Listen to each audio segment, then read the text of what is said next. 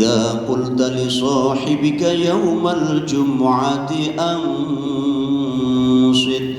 والإمام فقد لغوت أنصتوا واسمعوا وأطيعوا رحمكم الله أنصتوا واسمعوا وأطيعوا رحمكم الله أنصتوا واسمعوا وأطيعوا لعلكم ترحمون اللهم صل على محمد اللهم صل على سيدنا محمد اللهم صل وسلم على سيدنا ومولانا محمد والحمد لله رب العالمين اللهم قو الإسلام من المسلمين والمسلمات والمؤمنين والمؤمنات الأحياء منهم والأموات وانصرهم على معاني الدين يا رب اختم لنا منك بالخير ويا خير الناصرين برحمتك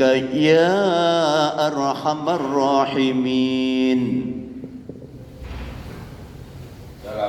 Assalamualaikum warahmatullahi wabarakatuh.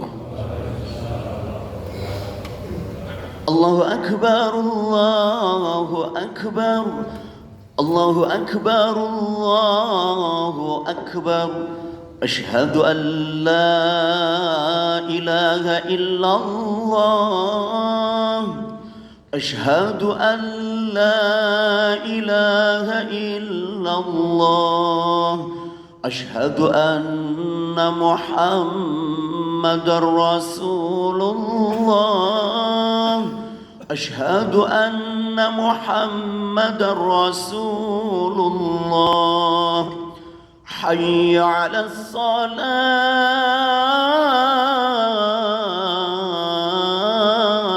الصلاة حي على الصلاة حي على الفلاح حي على الفلاح الله أكبر الله أكبر لا إله إلا الله.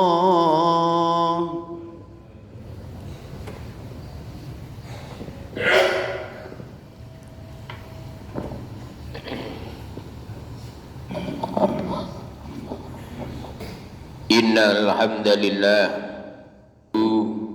wa nasta'inuhu wa nastaghfiruhu wa na'udzu billahi min syururi anfusina wa min sayyiati a'malina may yahdihillahu fala mudilla lahu wa may yudlil fala hadiya lahu asyhadu an la ilaha illallah wahdahu la syarika lahu asyhadu anna sayyidana Muhammadan abduhu wa rasuluhu. Allahumma salli wa sallim wa barik ala sayyidina Muhammad wa ala ali sayyidina Muhammad wa barik wa sallim. Ya ayyuhalladzina amanu taqullaha haqqa tuqatih wa la tamutunna illa wa antum muslimun. Sidang Jumat rahimakumullah. Marilah kita tingkatkan ketakwaan kita kepada Allah Subhanahu wa taala dengan menjalankan apa yang diperintah oleh Allah Subhanahu wa taala dan seraya meninggalkan semaksimal mungkin apa yang telah dilarang oleh Allah Subhanahu wa taala dan juga dilarang oleh Rasulullah sallallahu alaihi wasallam. Semoga dengan takwa kita selalu mendapatkan keberkahan, keselamatan dan ketentraman mulai dari sekarang hingga di akhirat kelak. Amin amin ya rabbal alamin.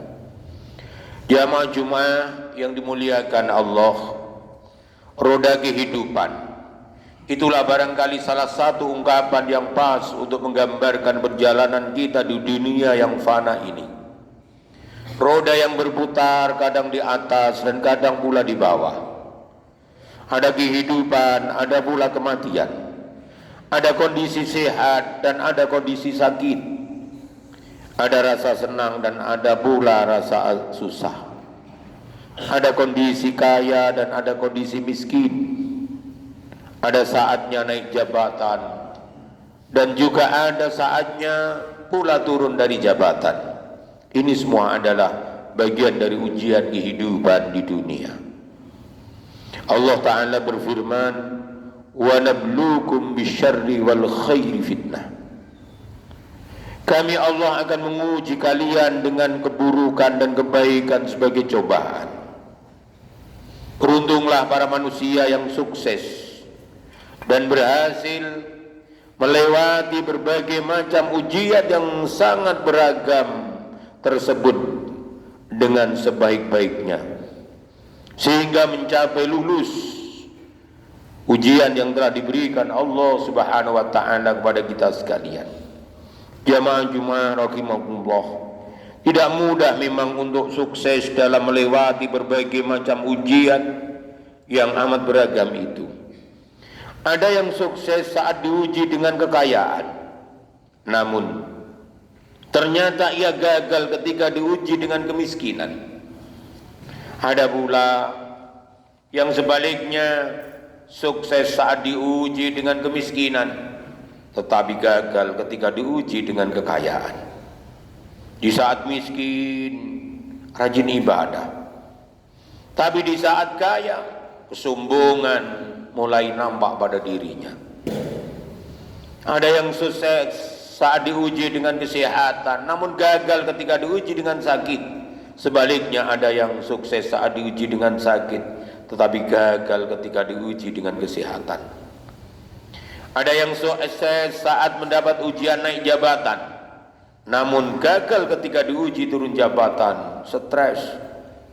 Ada pula sebaliknya, sukses saat mendapatkan ujian turun jabatan, merasa dia aman, tenang, namun gagal ketika diuji naik jabatan.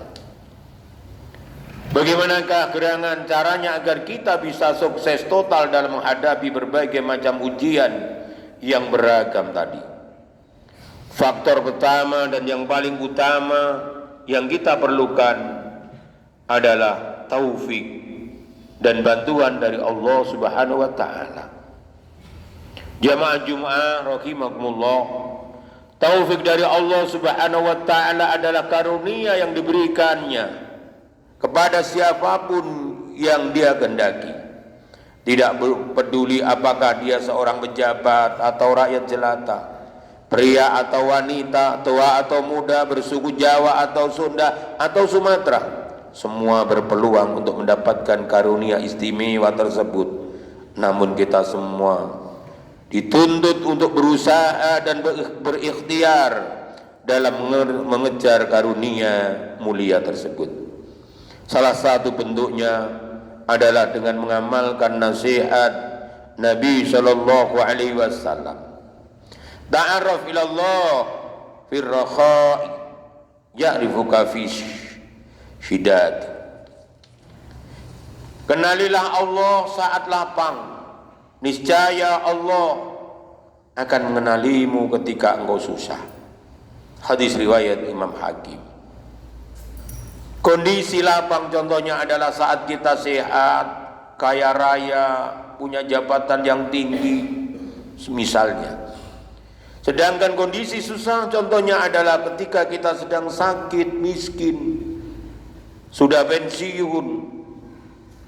Maka saat kondisi fisik sehat, gunakan kesempatan emas itu untuk lebih bersemangat dalam beribadah pada Allah Subhanahu wa Ta'ala, menjalankan perintah-perintahnya dan menjauhi larangan-larangannya. Tunaikanlah sholat berjamaah di masjid dan ringanlah tangan dalam membantu orang lain yang membutuhkan bantuan. Jangan sombong, jangan takabur. Ingat bahwa jabatan adalah titipan Allah yang sifatnya hanya sementara. Ingat bahwa kekayaan juga sifatnya sementara, tidak akan kita bawa kecuali yang kita dermakan di jalan Allah Subhanahu wa Ta'ala. Bila itu dilakukan, insya Allah kita akan dibantu Allah agar kuat dalam menghadapi ujian sakit. akan terasa ringan dalam menjalani penderitaan itu, akan dibantu untuk bisa bersabar dalam menanggung ketidaknyamanan, dan mungkin juga akan segera dikaruniai kesembuhan oleh Allah Subhanahu wa taala. Itulah antara lain buah dari kepatuhan kita dahulu pada waktu sehat. Kita patuh dengan Allah, maka di saat sakit kita juga ditolong oleh Allah Subhanahu wa taala. Setali tiga uang, saat kondisi rezeki sedang lancar, tunaikanlah zakat harta kita. Jangan lupakan saudara-saudara kita kaum fakir, kaum miskin, para duafa, anak-anak yatim. Dukung proyek-proyek kebaikan Islam.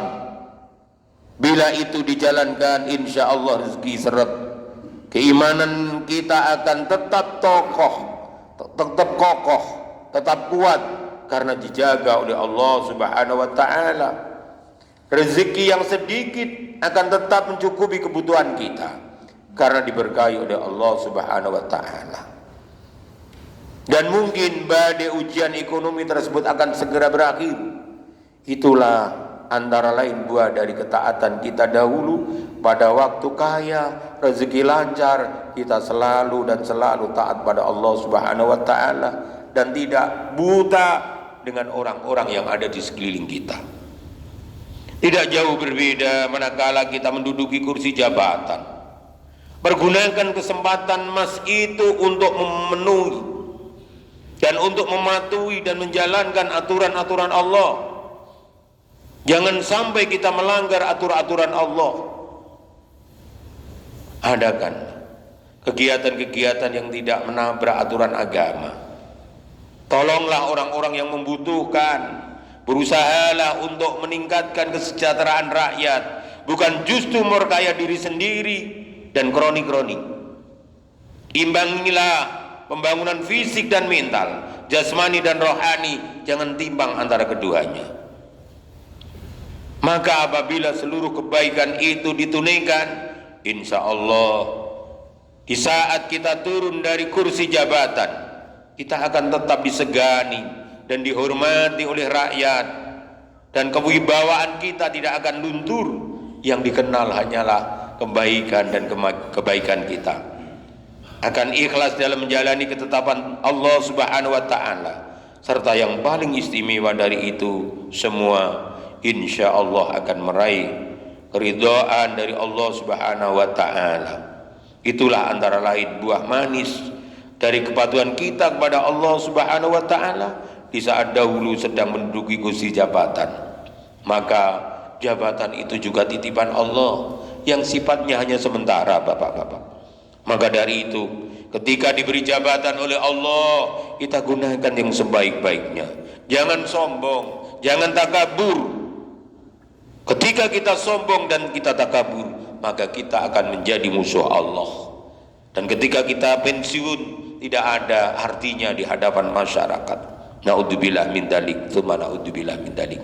Semoga Allah Subhanahu wa taala memberikan kita yang terbaik, diberikan kesehatan, panjang umur, dan selalu di jalan Allah Subhanahu wa taala. Aku liqouli hadza astaghfirullah li wa lakum wa li jami'il muslimin wal muslimat wal mu'minin wal mu'minat fastaghfiruhu innahu wal ghafurur rahim. Allahumma salli ala sayyidina Muhammad wa ala alihi wa sahbihi wa barik wa sallim ajma'in.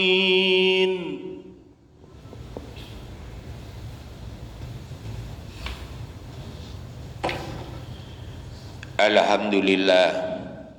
Alhamdulillah lahul amru kulluhu wa ilaihil masir, wa asyhadu an la ilaha illallah wahdahu la syarika lah, wa asyhadu anna Muhammadan abduhu wa rasuluhu al-basyirun nadhir wa sirajul munir, amma ba'd.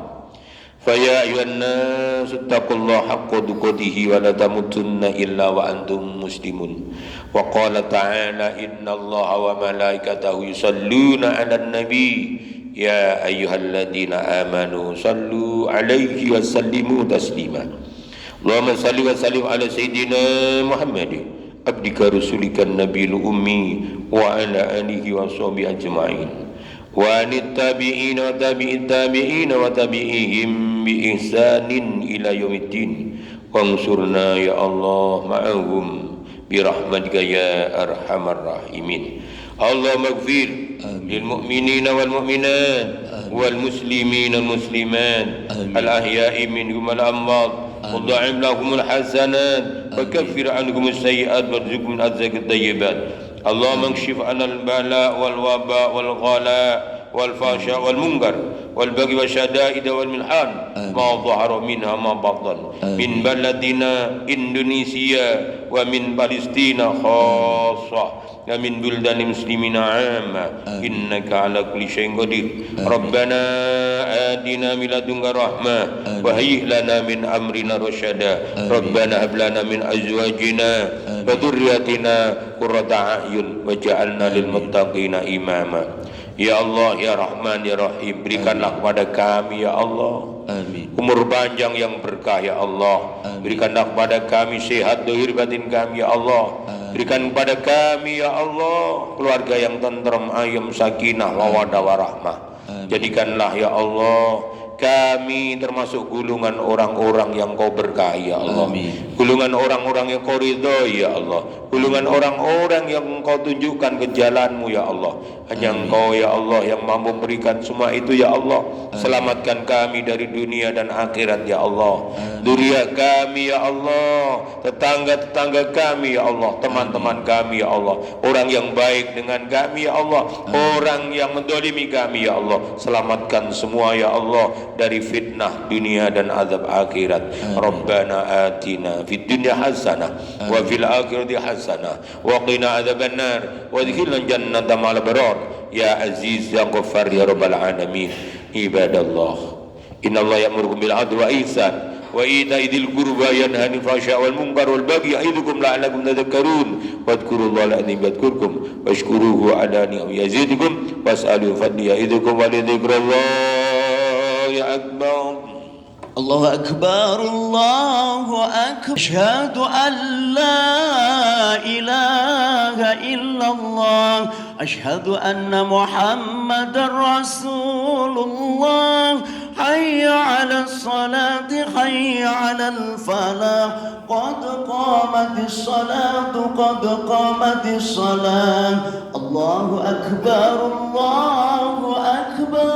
لا إله إلا الله.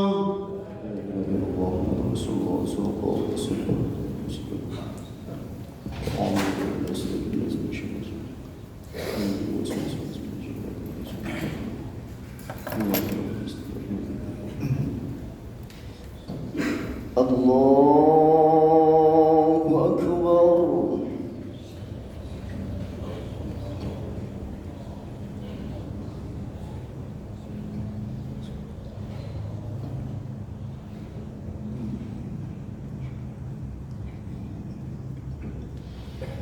بسم الله الرحمن الرحيم الحمد لله رب العالمين الرحمن الرحيم مالك يوم الدين إياك نعبد وإياك نستعين اهدنا الصراط المستقيم صراط الذين أنعمت عليهم غير المغضوب عليهم ولا الضالين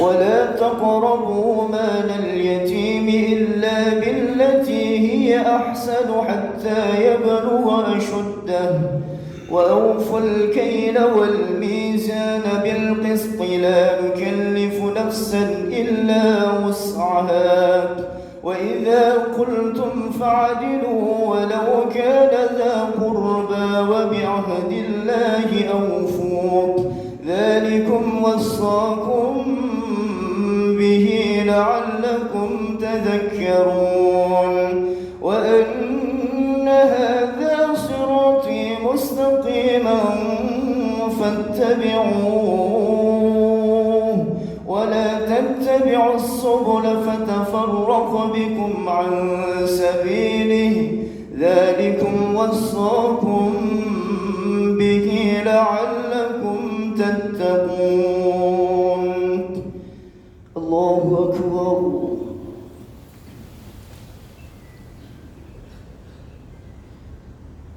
سمع الله لمن حمده الله أكبر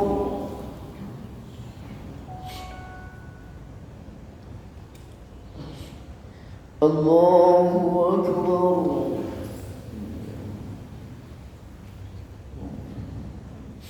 الله أكبر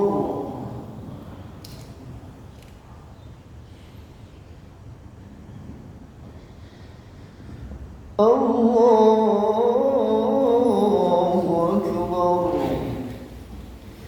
بسم الله الرحمن الرحيم الحمد لله رب العالمين الرحمن الرحيم مالك يوم الدين إياك نعبد وإياك نستعين اهدنا الصراط المستقيم صراط الذين أنعمت عليهم غير المغضوب عليهم ولا الضالين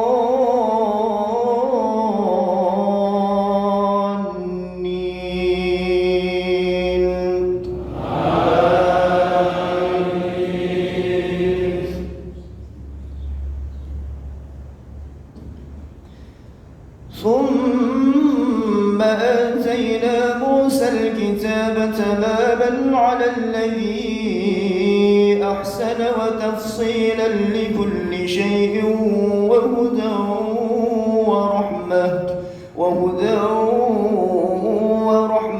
لعلهم بلقاء ربهم يؤمنون وهذا كتاب أنزلناه مبارك فاتبعوه واتقوا لعلكم ترحمون أن تقولوا إنما أنزل الكتاب على طائفتين من قبلنا وإن كنا عن دراستهم لغافلين أو تقولوا لو أنا أنزل علينا الكتاب لكنا أهدى منهم فقد جاءكم بينة من ربكم وهدى ورحمة فمن أظلم ممن كذب بآيات الله وصدف عنها سنجزي الذين يصدفون عن آياتنا سوء العذاب بما كانوا يصدفون الله أكبر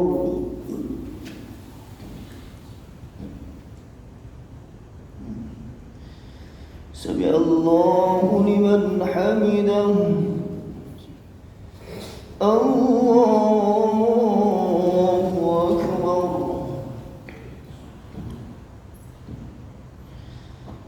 الله أكبر